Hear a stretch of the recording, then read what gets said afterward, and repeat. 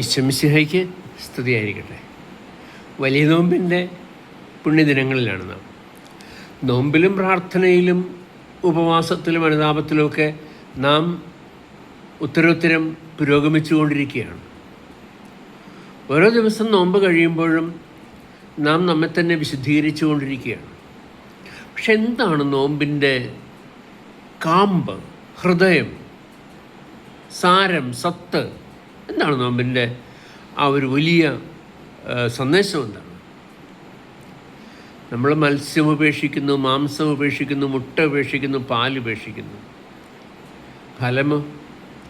ശരീരത്തിലെ ദുർമേധസ്സൊക്കെ കുറയും, കൊളസ്ട്രോളൊക്കെ കുറയും, ശരീരഭാരം കുറയും, നല്ല ആരോഗ്യമൊക്കെ ഉണ്ടാവും. അപ്പോൾ നോമ്പ് കാലത്ത് നല്ല ആരോഗ്യം ഉണ്ടാവും. പക്ഷെ അതല്ല നോമ്പിൻ്റെ ലക്ഷ്യമെന്ന് പറയുന്നത്. എന്താണ് നോമ്പെന്ന് യെശയ്യാ പ്രവാചകൻ തൻ്റെ പുസ്തകത്തിൽ 59-ാമത്തെ അധ്യായത്തിൽ വ്യക്തമാക്കുന്നുണ്ട്. ഇങ്ങനെയാണ് പറയുന്നത്. 6-ാം തിരുവചനം: ദുഷ്ടതയുടെ കെട്ടുകൾ പൊട്ടിക്കുകയും നുകത്തിൻ്റെ കയറുകൾ അഴിക്കുകയും മർദ്ദിതരെ സ്വതന്ത്രരാക്കുകയും എല്ലാ നുഖങ്ങളും ഒടിക്കുകയും ചെയ്യുന്നതല്ലേ ഞാൻ ആഗ്രഹിക്കുന്ന ഉപവാസം. നാം അനുഷ്ഠിക്കുന്ന ഉപവാസവും ദൈവം ആഗ്രഹിക്കുന്ന ഉപവാസവും തമ്മിലുള്ള വ്യത്യാസമാണ് ഇവിടെ പറയുന്നത്. ദുഷ്ടതയുടെ കെട്ടുകളൊക്കെ പൊട്ടിച്ച് കളയണം. നമ്മളൊക്കെ ദുഷ്ടതയിൽ ബന്ധിതരാണെങ്കിൽ ആ ബന്ധനം പൊട്ടിച്ച് കളയണമെന്നാണ് കർത്താവ് ആവശ്യപ്പെടുന്നത്.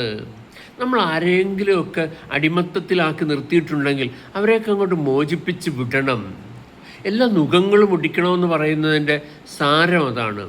വീണ്ടും പറയുകയാണ്: വിശക്കുന്നവനുമായി ആഹാരം പങ്കുവയ്ക്കുകയും ഭവനരഹിതനെ വീട്ടിൽ സ്വീകരിക്കുകയും നഗ്നരെ ഉടുപ്പിക്കുകയും സ്വന്തക്കാരിൽ നിന്ന് ഒഴിഞ്ഞു മാറാതിരിക്കുകയും ചെയ്യുന്നതല്ലേ യഥാർത്ഥ ഉപവാസമെന്ന്.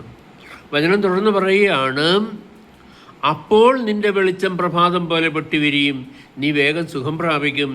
നിന്റെ നീതി നിന്റെ മുമ്പിലും കർത്താവിൻ്റെ മഹത്വം നിന്റെ പിൻപിലും നിന്നെ സംരക്ഷിക്കും. അപ്പോഴാണ് ആ ഉപവാസത്തിൻ്റെ ചൈതന്യം നമ്മൾ നിറയുന്നത്.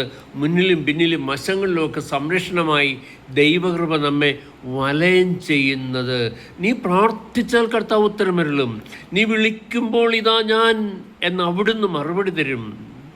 മർദ്ദനവും കുറ്റാരോപണവും ദുർഭാഷണവും ഒക്കെ നിന്നും ദൂരെ അകറ്റുക.